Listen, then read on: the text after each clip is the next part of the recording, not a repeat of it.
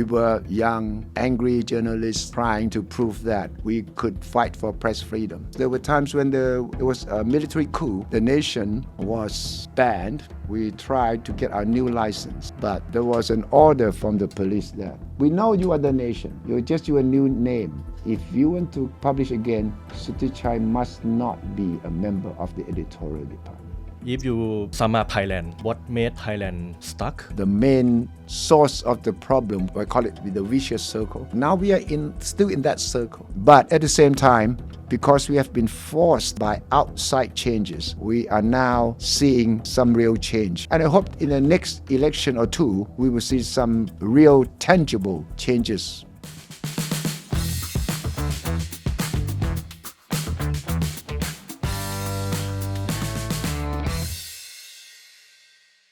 วันนี้ที่อยากมาคุยเนี่ยรายการ A Hour มีส่วนภาษาอังกฤษด้วยครับเดี๋ยวขอเข้าเซสชันนี้เลยละกันครับเราจะได้ให้ทุกคนได้เห็นเลยว่าครูผมเนี่ยเก่าระดับไหน so my English isn't perfect it's far from yours No come on Em you are as good as me but the best thing about me having a chance to talk to you is that you get to talk to so many global people, world-class people.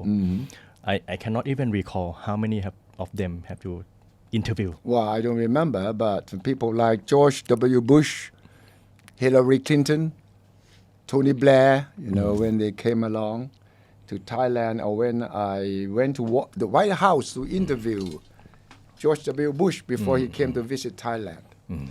But it's all very interesting, very exciting when you get to see the real people who make decisions on the global basis. And when they answer your questions, they have the way to impress you. And one good thing about it is that you can challenge their answers. You can say, I don't believe you, which you don't do with Thai politicians often. But I do with Thai politicians when I say, can I believe you?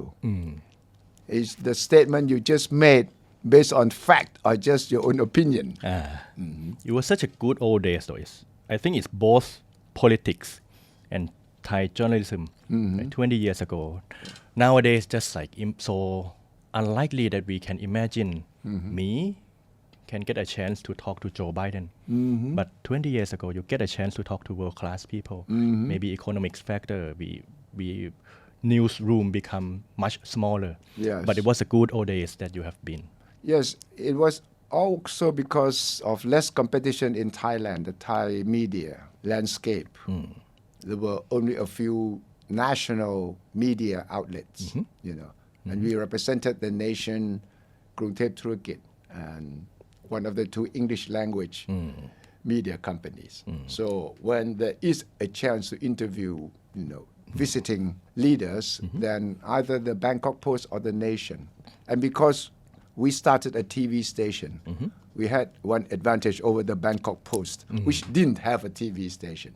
So, people like Suthichai Yong, Sopon Ongkan, Kawi, Jongkit Thawon, they got to interview these leaders. And don't forget, we were a pioneer in covering ASEAN.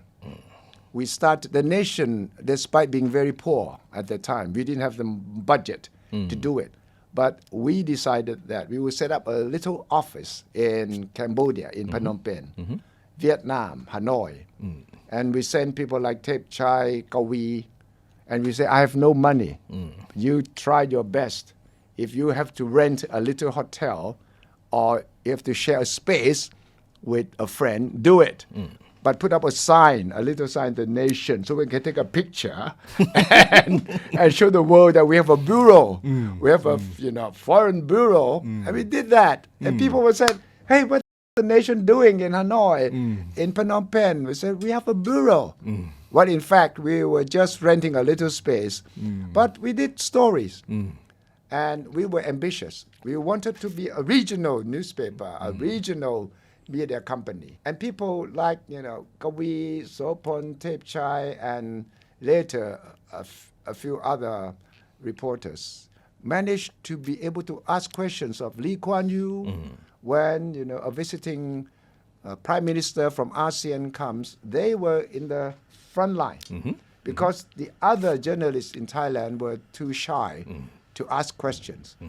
At the time, in the terms of press freedom, we were one of the best in ASEAN. We could ask questions that our friends in Jakarta, Singapore could not ask. But it's quite obvious that your dream was very ambitious. Very, too ambitious. Did you know back then that it was too ambitious? No, we didn't. We were crazy. We were young, crazy journalists who wanted to be as good as the Washington Post, the New York Times.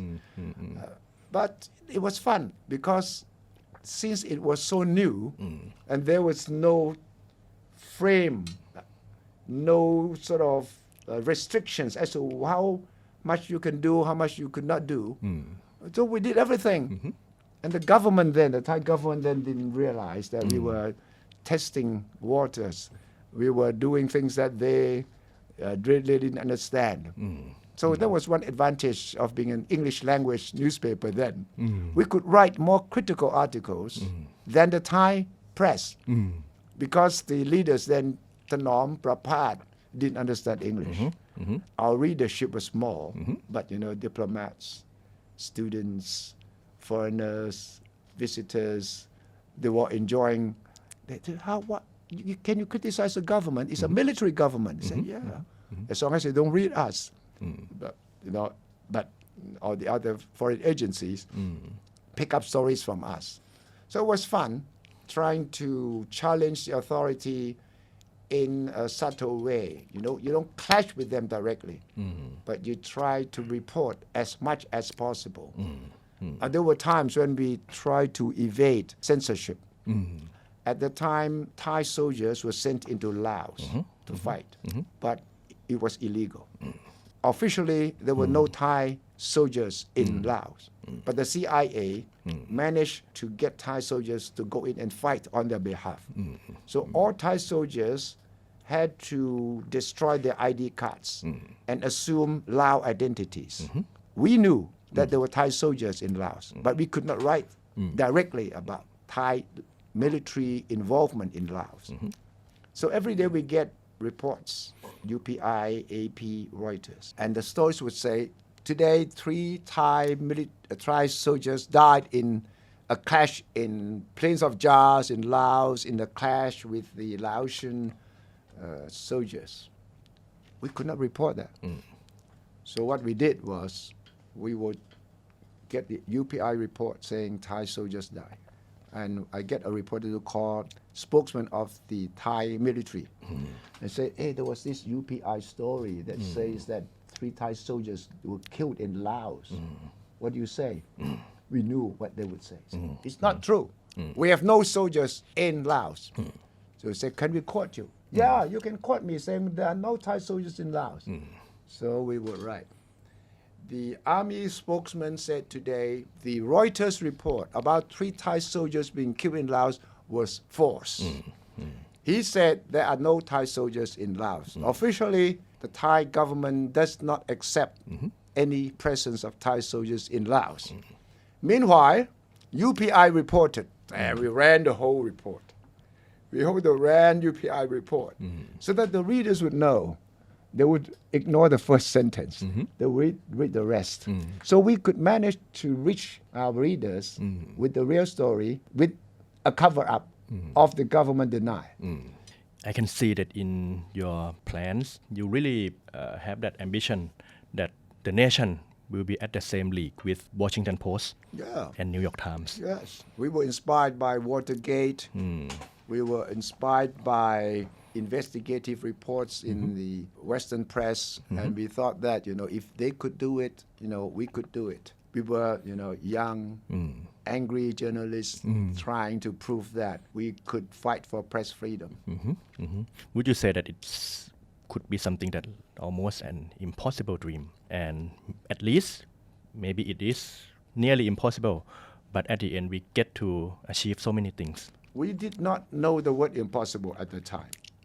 There were also difficult times, of course. There were times when the It was a military coup, and they stopped the press from running. The nation was, banned because we were accused of being a leftist newspaper. We were being accused of being sympathetic with the communists.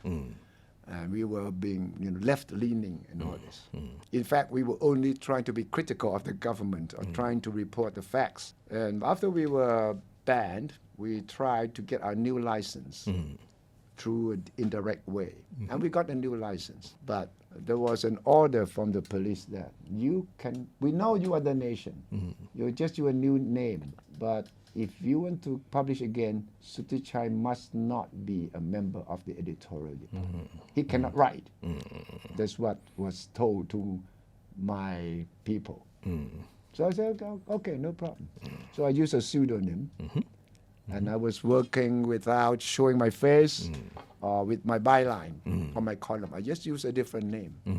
And, we managed. And because the trust with the readers was important, because the readers knew that we were struggling to deliver the news, the real news. So for the first time in the English language, the readers got to read about Thai politics in the English language. So I think that was our strong point. And we managed to survive all these years. And then when radio came, TV came, we managed to be the first media company in Thailand to be doing both newspaper, radio, and television.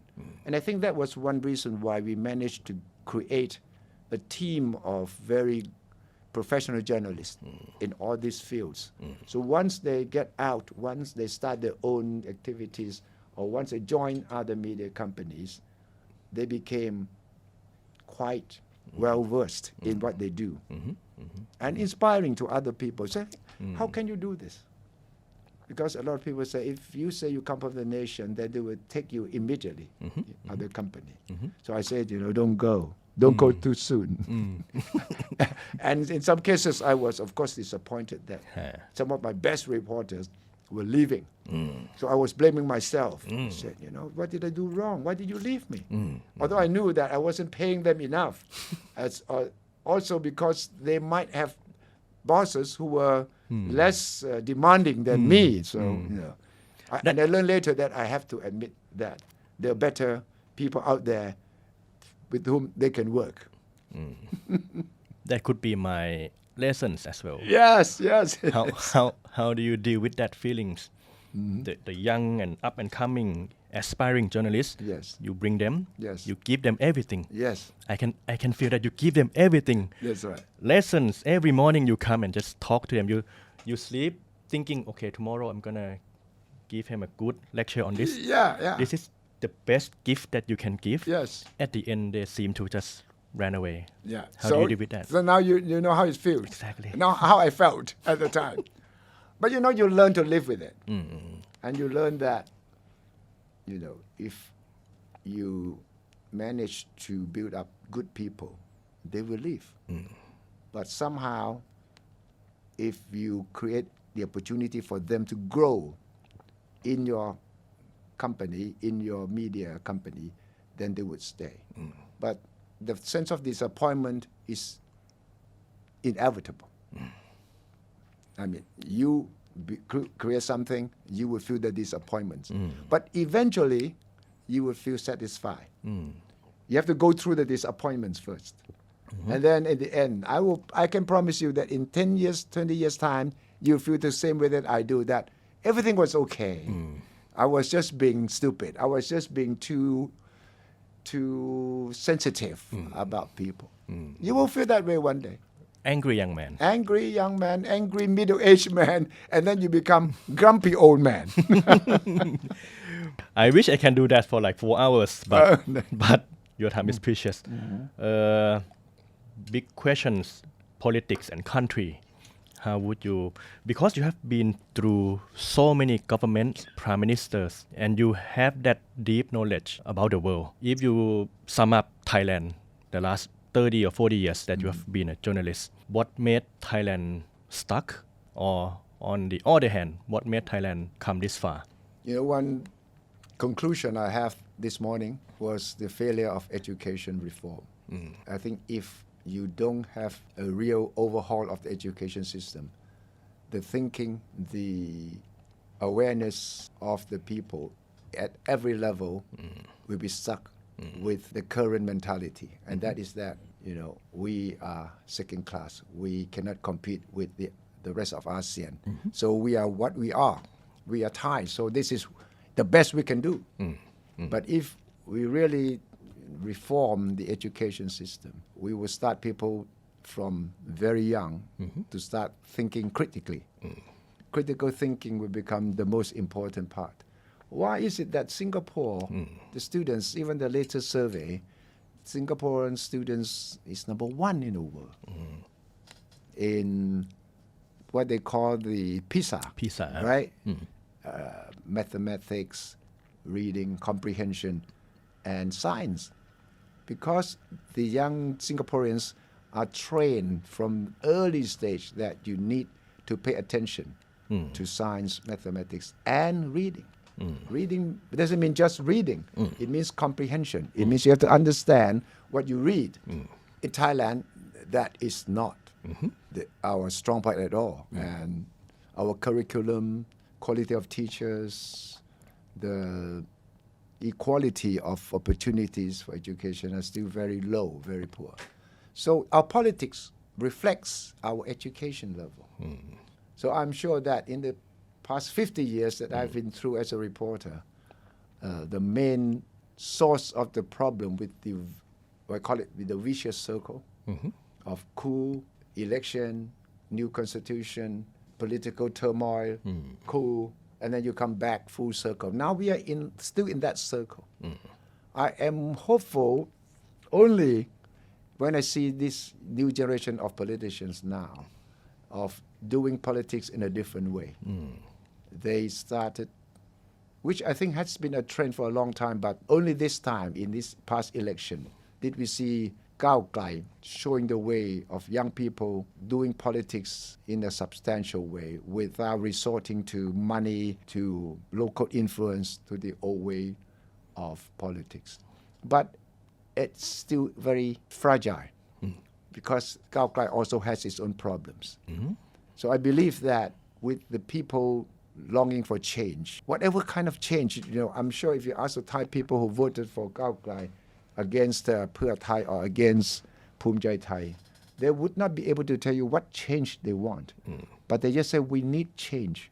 We cannot be stuck in the old way, stuck with the old education system, stuck with the old corruption practices, stuck with the old mentality of that we will always be second class or sitting in the back of the room, not raising hands, asking questions. We are Thai, so we are polite.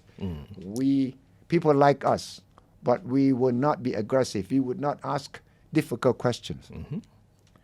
But I believe that with the demand for change and also the social structure, aging society, meaning that young people will become a small portion only of the population.